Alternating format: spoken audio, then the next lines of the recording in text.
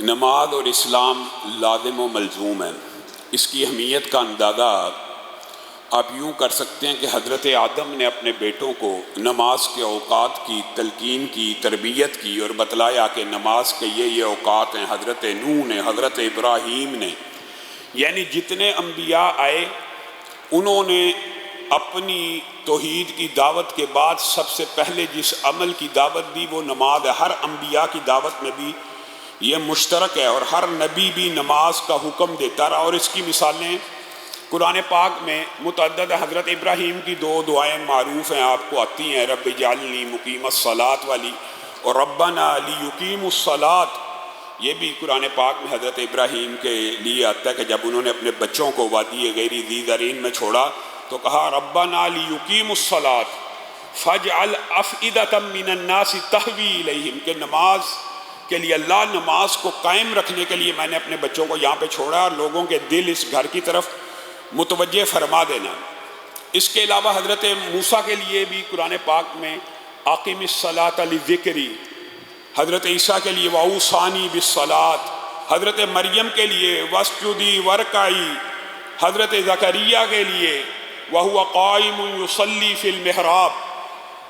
بلکہ غیر نبی کا بھی قرآن پاک میں ایک کا ذکر آیا، حکیم لقمان کا، تو یا بنی اقم الصلاۃ، یعنی نماز ایک ایسی چیز ہے جو انبیاء کی دعوت کے اندر بھی مشترک تھی، اور رسول اللہ صلی اللہ علیہ وسلم سے پہلے اہل کتاب بھی، قرآن پاک میں اہل کتاب کا ذکر بھی موجود ہے کہ وہ نمازوں کے اندر قرآن کی آیات اور قیام اللیل کا قرآن پاک میں اس حوالے سے آپ نے مطالعہ کیا ہے۔ بلکہ اللہ رب العزت نے تو یہاں تک کہہ دیا انی معکم لئن اقمتم الصلاۃ، میں تمہارے ساتھ ہوں اگر تم نمازوں کو قائم کرو گے۔ فنعم المولا ونعم النصیر، اور اللہ کا ساتھ اور اللہ کی ولایت اور اللہ کا مددگار ہونا، اس سے بہتر مددگاری تو کوئی بھی نہیں ہو سکتی۔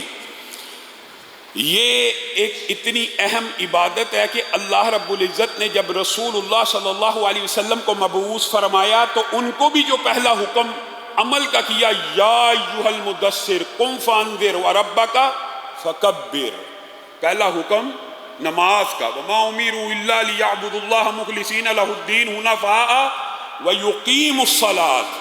اور کس چیز کا حکم دیا گیا؟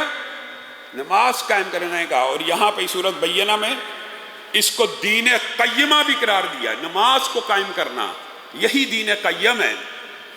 گویا رسول اللہ صلی اللہ علیہ وسلم کو جب ان کی نماز کا حکم دیا پھر صرف انہی تک یہ حکم محدود نہیں رہا، بلکہ کیا کہا وَأْمُرْ أَهْلَكَ بِالصَّلَاةِ وَاصْطَبِرْ عَلَيْهَا، تو رسول اللہ صلی اللہ علیہ وسلم کو اپنی نماز کے بعد کس کا حکم دیا؟ گھر والوں کو بھی پڑھائیں۔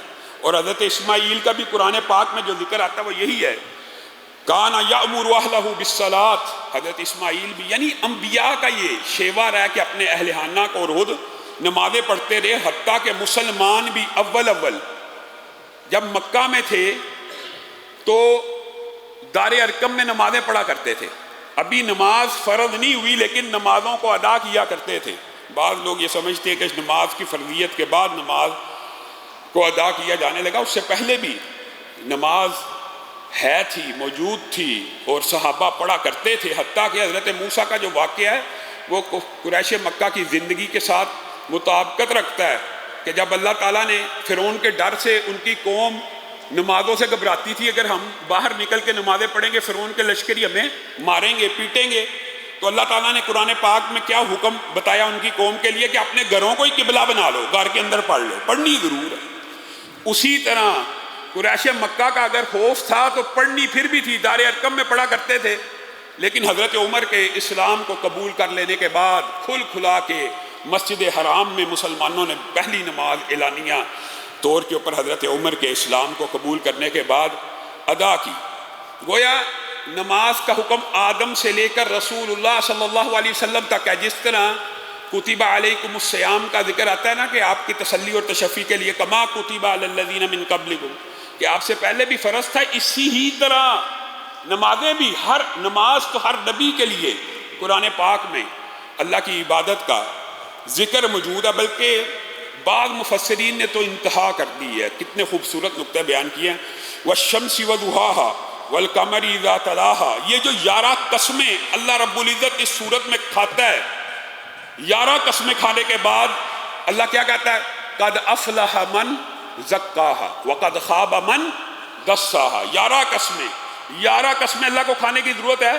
ومن اصدق من اللہ قیلا ومن اصدق من اللہ حدیثا، اللہ تو بغیر قسم کے بات کرے، بات سچی ہے، سیدھی ہے، لیکن آپ کے اور میرے سمجھانے کے لیے 11 قسمیں کھائیں اور کہا کہ وہ نفس کامیاب ہو گیا جس نے اپنے نفس کو، اصل میں وہ فلاح پا گیا جس نے اپنے نفس کو پکیدہ اور طاہر اور مطہر کر دیا۔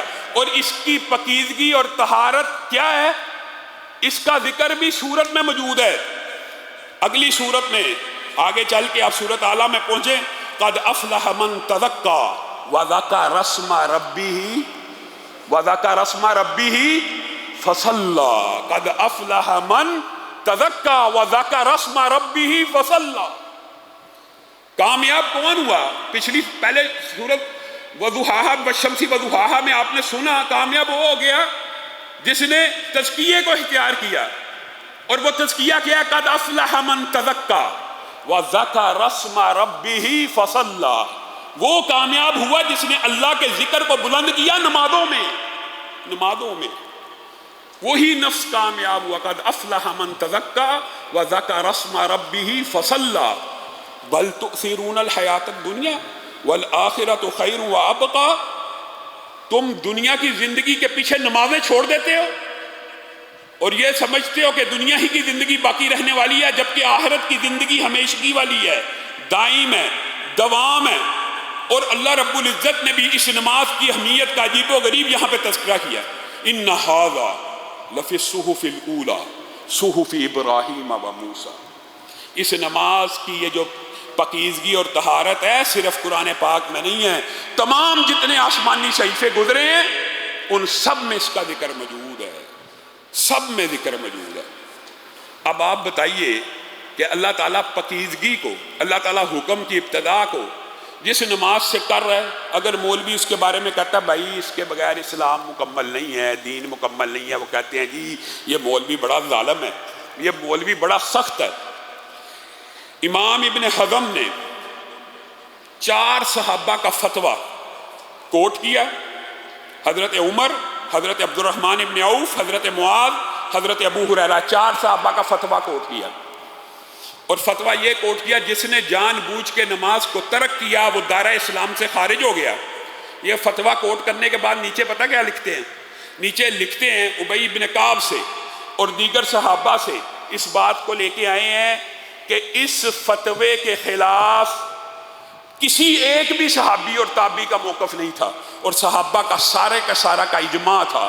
پھر ان صحابہ کے اقوال نقل کیے، حضرت عمر کا، حضرت علی کا، حضرت عبداللہ ابن عباس کا، حضرت عبداللہ ابن مسعود کا، حضرت ابو درداء کا، 6 صحابہ کے اقوال، 4 صحابہ کا فتویٰ، 6 صحابہ کے اقوال، اور وہ اقوال بھی بڑے سیدھے ہیں کہ جو بندہ نماز نہیں پڑھتا وہ کافر ہے۔ یہ لفظ بھی بوجھے، من لم یصلی فہو کافر، جو نماز نہیں پڑھتا وہ کافر ہے۔ صحابہ کے اقوال ہے، یہ کسی لوگ یہ مغالطے میں رہتے ہیں جی یہ جی مولوی بڑے سخت ہیں جی، مولویوں نے یہ فتویٰ دیا ہوا ہے جی، یہ صحابہ کے الفاظ ہیں، اور صحابہ نے یہ حکم اپنی طرف سے نہیں بنایا۔ عبادہ بن صامت نے رسول اللہ سے اس حدیث کو بیان کیا، عبادہ بن صامت نے، کہ رسول اللہ صلی اللہ علیہ وسلم نے کہا جس نے پورے دن میں ایک نماز بھی جان بوجھ کے ترک کی، ایک نماز بھی جان بوجھ کے ترک کی، وہ ملت اسلامیہ سے خارج ہے۔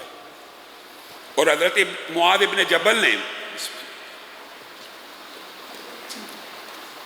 اس حدیث کی تائید کرتے ہوئے یہ بھی کہا جس نے 5 نمازوں سے پرہیز کی وہ اللہ کے ذمے سے خارج ہو گیا۔ اور یہ جو حضرت عمر کا لا سہم فی الاسلامی لا حظ فی الاسلامی 2 الفاظ ملتے ہیں، اس کا اسلام میں کوئی حصہ نہیں، اس کا اسلام میں ٹگے کا رائی برابر بھی حصہ نہیں ہے۔ لمن لا صلاۃ لہ، جس کی کوئی نماز نہیں اس کا اسلام سے کوئی تعلق نہیں۔